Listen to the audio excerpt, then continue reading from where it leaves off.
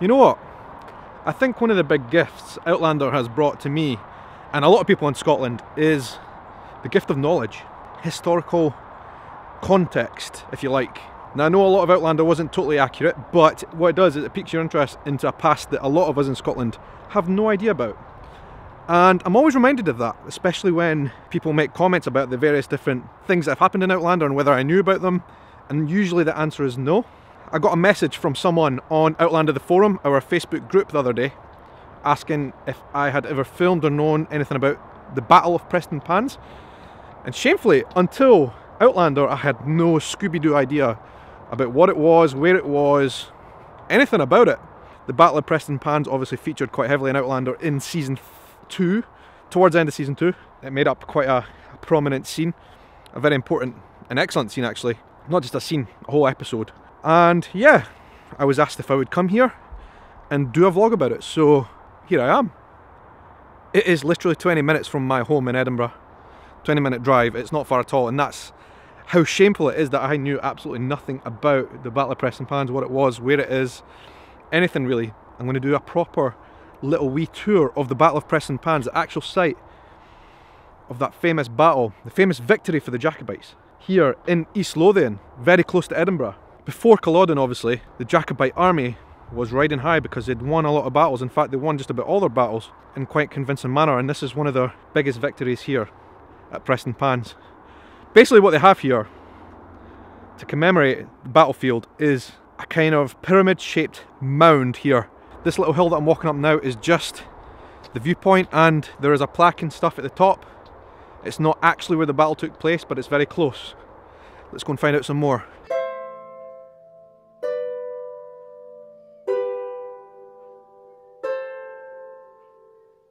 Whew. Well, it might look like a wee hill from down there where I was, but it's actually pretty high when you climb up it. I'm at the top. Here is the square at the top, which is commemoration of the battle. There's a flag hoisted up there, presumably some Jacobite flag, I don't know. Nice view. That there, that water, all the way behind me, is the Firth of Forth. Look at that direction. Probably can't see on this wide angle lens, but if you look in that direction you can see North Berwick. And then you've also got a great view of Edinburgh right there. My city. Arthur's Seat sticking up there. What we've got here is a square with a lot of plaques telling you about the battle, how it was fought, and it's like a story. So once you walk all the way around the square, you should be informed. I've just walked all the way around the boards there and read, and you know what, it's remarkably similar to how they portrayed it in Outlander. This here is all quite a raised hill. That's where the Jacobites were stationed. If we look north towards the Firth of Forth, down there is a slope and some low ground. That is where the British forces stayed. In between here where I'm standing, this high feature that they've built to commemorate the battle is basically the middle. This is where the marsh was. The Jacobites couldn't get through the marsh, the British forces couldn't get through the marsh, so the forces were basically separated. But somebody who lived local to here, just like in Outlander, knew that there was a secret path down here. Any attacking force will have to cross through to an end meadows. It was a path through the marsh that they could stand on solid ground, so they marched in threes, the Jacobites, and went down into that field right there where my finger's pointing. That is where they launched their attack at 4 in the morning. The British army had thought they were safe down there in the fields. They didn't think there was a way through for the Jacobites down through this marsh, but a local man knew the path. Prince Charlie managed to get the whole army through this little narrow pass, which was only wide enough for 3 people at a time, onto those fields and surprise attack the British. And they were slaughtered, basically. The Battle of Prestonpans took place in that field down there, just above that tree line, all the way around there. They were totally dismantled by the charging Highlanders, right here in front of us. And as the British line had been broken here and shattered, most of the soldiers thought, stuff this, I'm out here. They ran for their lives in a mass scatter that way. They ran into Preston House wall, which was a really big high wall that protected the gardens of Preston House. The Jacobites got them cornered and slaughtered a lot of them. And then the commanders of the Jacobites said, listen, enough's enough, let's take them hostage. So they took over 1,000 people hostage right there and then. But it's fascinating. There's so many little details to this battle. For example, Colonel Gardner, his house is right there Can you make out in the camera exactly where my finger's pointing? That was his house. He fought this battle in his front garden, basically. While most of the British army had surrendered and ran away and scattered, he took a last stand with 12 men around a tree somewhere down there. A thorn tree that was basically in his garden. And he didn't give up. He fought till the end. The last 12 men, and basically they all got killed. Colonel Gardiner was wounded really badly, got taken to his house where he died a few hours later. Fascinating story. I'm not a historian and I'm not going to be a historian. This channel's not about history, but this is fascinating. This is Scottish history. A Highlander Jacobite army led by Bonnie Prince Charlie fought right here within sight of Edinburgh. As I'm looking at the battlefield here from my vantage point, there's one thing that I'm noticing, and it's quite relevant to some discussions that are going on right now in Scotland. Look at all the development here. This is a battlefield right here behind me. This tree line from here all the way across. There is so much development everywhere you look here, whether it's roads, whether it's electricity pylons, the coal bin, this whole place, and there's a sports complex down there, big running track.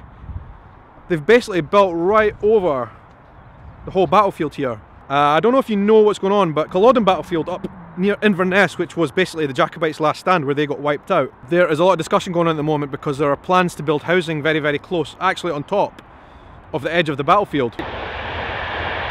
That is a major train track. And I know this because I was on that train the other day that goes from Edinburgh to London, right across the battlefield, basically. This has been long since developed. All these houses here have been here for a long time now. There's no going back. But Culloden is still in its pristine state. Maybe there's something to actually making a stand together and protecting it, because like with development, it goes on and goes on and goes on, it'll just end up like this. I learned a lot today, I think. And it's thanks to Outlander, because I would never have known, I would never have come here if it wasn't for Outlander giving me a glimpse of that story. Tell you what, in order to get a better view of what I'm saying here about the level of which this is built up, I'm going to take the drone up just from this spot up and down so you can see what I'm telling you. Right to left on the screen, right was the Jacobites, left was the British Army. That is a battlefield in this whole picture.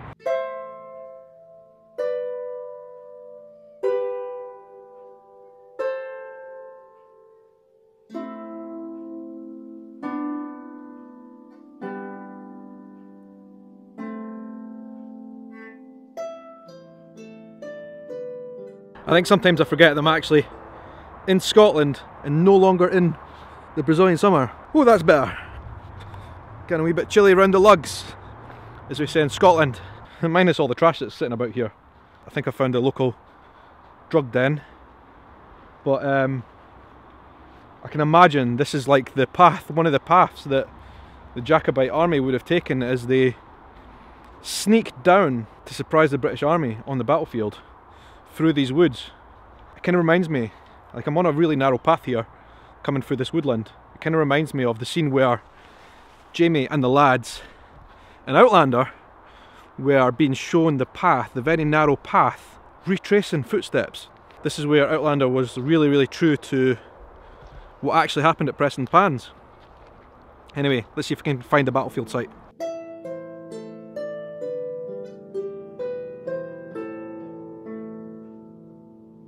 Just been walking along, I managed to find the main road here. Here is a memorial to the battlefield. They keep a fresh stock of flowers here in the Jacobite colours. And also a British Army red poppy remembrance cross as well. 1745 it says up there. Just across from the monument there, and there's actually a board here. That's me standing here, and this is a battlefield basically right in front of me. But basically the British Army, they were positioned right here in front of me where this telegraph pole is, and then they changed positions that way a little bit more as well. This is exactly where the British Army would have fled across these fields as they were being charged down. They ended up going back that way towards that line of houses just there. There is some brand new modern houses there, and that is where their final place would have been when they would have hit the wall. And that's when a lot of them would have come to their end. Don't turn your back on these traitors! Stand your ground!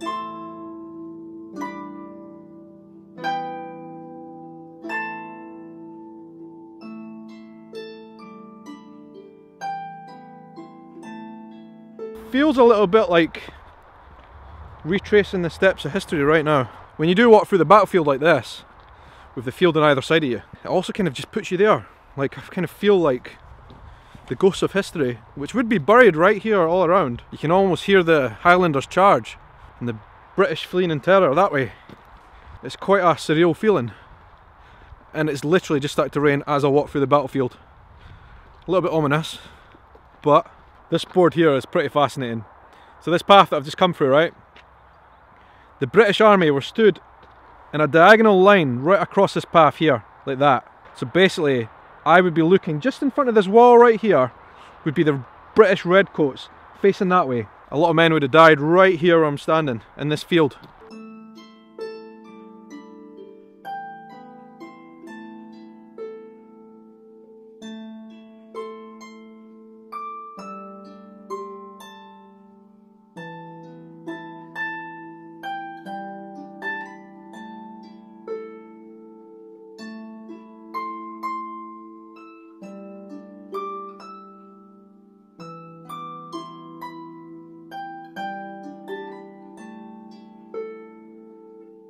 So that was it, the site of Prestonpans battlefield, one of the Jacobites' first big victories.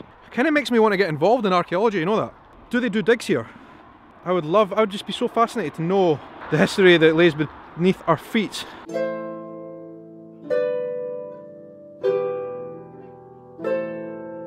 Okay, this is something I find totally fascinating. I've just been walking roughly where they said the marsh would have been that separated the forces, and I've found a marsh.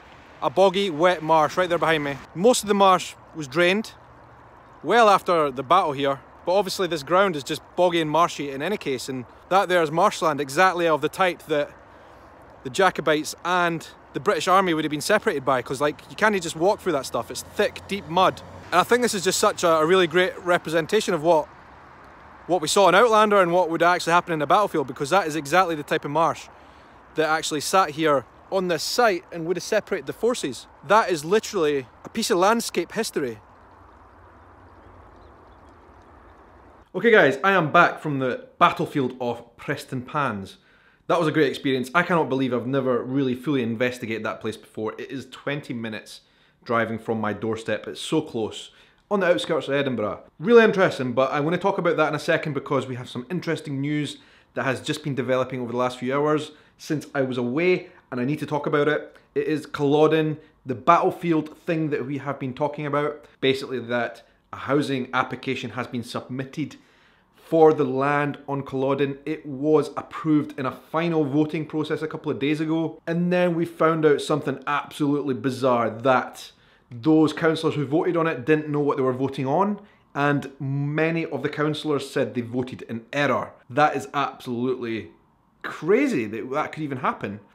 But anyway, the council, even though they said that there was a final vote, they reversed it, and it does now look like the process of the Culloden housing development plan that was going ahead is now no longer going ahead. It's certainly on pause while they review everything, and I think that's great news. Thanks everybody for following and commenting on that post. It is an issue that a lot of people really care deeply about, which was great to see. So I think this leads nicely onto Prestonpans, because as you could see from the footage I took today at Prestonpans battlefield, it is very, very different there. The area has been built up over hundreds of years. There are big housing developments there, built actually on top of the battlefield, exactly where people died. They even found a skeleton in someone's back garden. That's no joke, somebody from the battle who died there. The original Preston house, which had massive walls on its garden all the way around, which basically blocked the British troops who were running away. They got trapped against the wall and a lot of them got killed. That house no longer exists. That wall there, the foundations exist somewhere, but they don't know exactly where. So all of that history is pretty much gone at Prestonpans. There is a lot of coal mining that's happened over the last 150 years, I would say, that has totally changed that landscape forever, and it will never come back.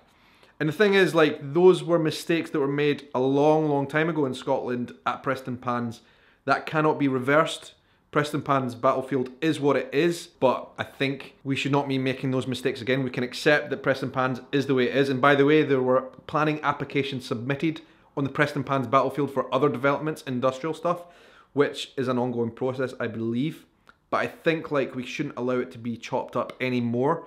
And we certainly, when we look at places like Culloden, which is in a much more pristine condition, we should be thinking like it should be kept like that and not turned into an area like Prestonpans. Basically learning from the past, I would say. But anyway, a couple of things I've learned about Prestonpans that I've discovered over the last hour since I got home, because I've been interested and researched on the whole thing.